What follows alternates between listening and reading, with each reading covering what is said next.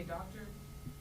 Well, I'm going to leave it at that. Out of respect for the employees at Campbell's Clinic, the family, we want to make sure that those that the folks are notified properly. We're very preliminary in the investigation. We're going to be working with ATF to do trace on the firearm, doing some other things. Our detectives, as you can imagine, there were many patients that were there, employees, and so there's a lot of interviews that are going to be taking place. And so in the coming days, we'll be able to provide you with some additional information, but be patient with us now. Just two more questions for me. Okay. I just want to get clarity on two more things. So Okay. again, this was, you're saying, not a random act. This was targeted. It was one-on-one, you said. It correct? appears to be at this time. This was not the mass shooting situation that we experienced at Kroger several years ago. It's nothing like that.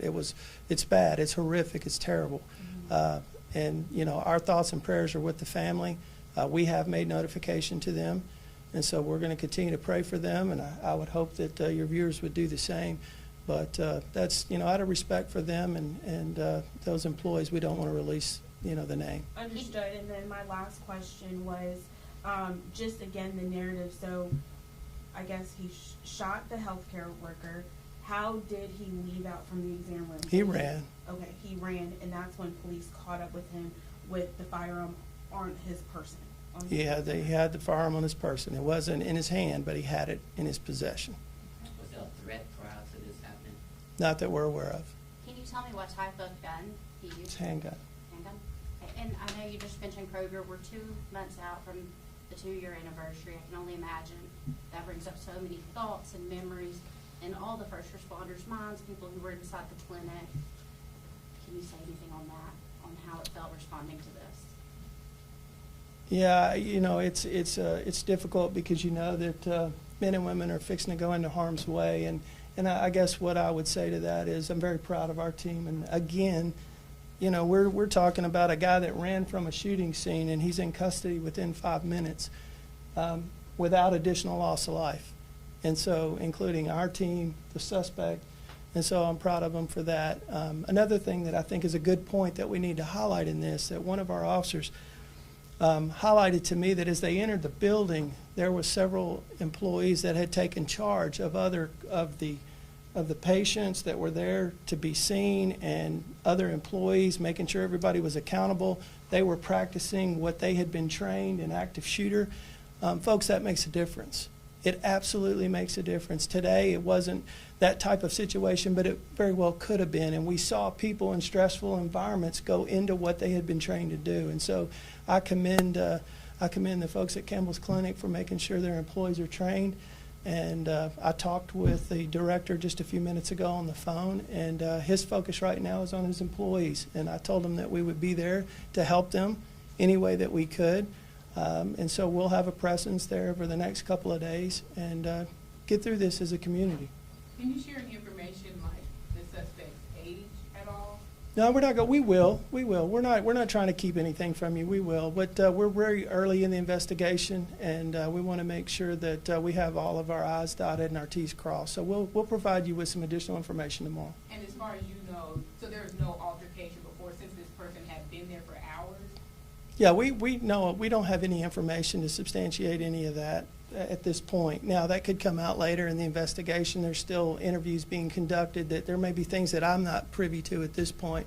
I think the main message for us at this moment in time, it's a tragic event, but there's no ongoing threat to our public, and that's what we want to get out. There's, social media is wonderful, but sometimes it takes on a life of its own. I mean, Major Townsend can tell you, I think he was already getting calls from CNN like this was, like we were having another mass shooting event. So we want to calm the fears, okay? It's horrible. Please pray for the victim and his family. But right now, there's no ongoing threat. While I have you here, I just wanted to ask if this might be, are you aware of anything going on at Kroger at a Houston levy? You don't have any information? I think something A fire? Maybe a fire call. That's Fire call. yeah. Okay. Not sure. One more question. It looked like around 2:30 that y'all were evacuating the scene. Was that real getting employees off the scene, and do you know how long Campbell's Clinic might be closed? I know that the director said that they would probably be closed tomorrow. He's want to make sure, one, they're going to be doing grief counseling and things for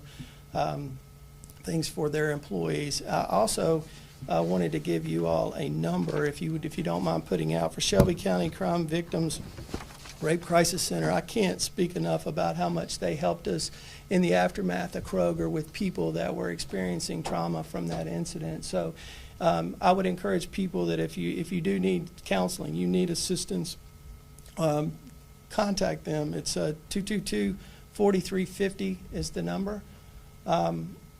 Also, if anyone out there has any information and they have not talked to our detectives, please call us at CPD. What's the number?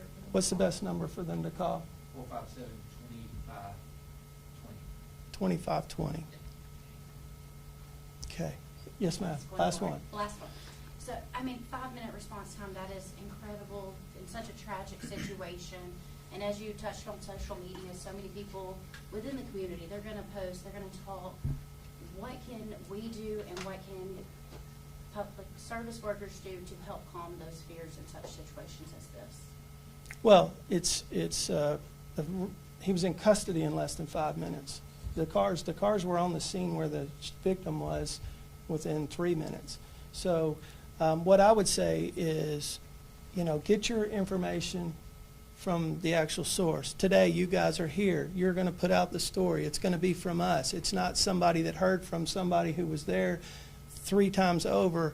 I would say that, and I would say don't live your life in fear. Okay?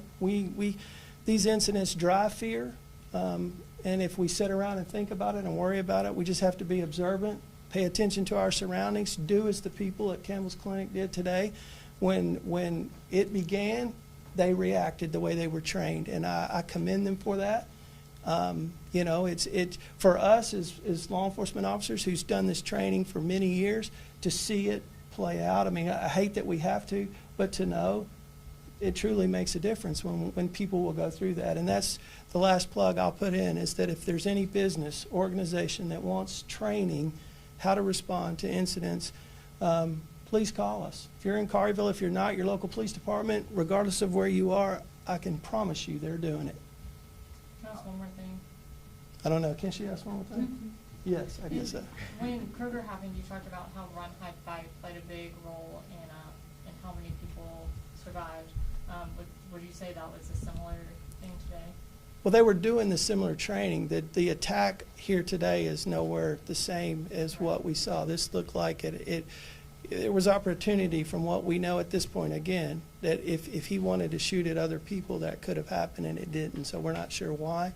The investigation will tell that. But that run, hide, fight, or a version of that training is so important today, because we're watching incidents play out all over the country. But don't live in fear. Just be aware of your surroundings.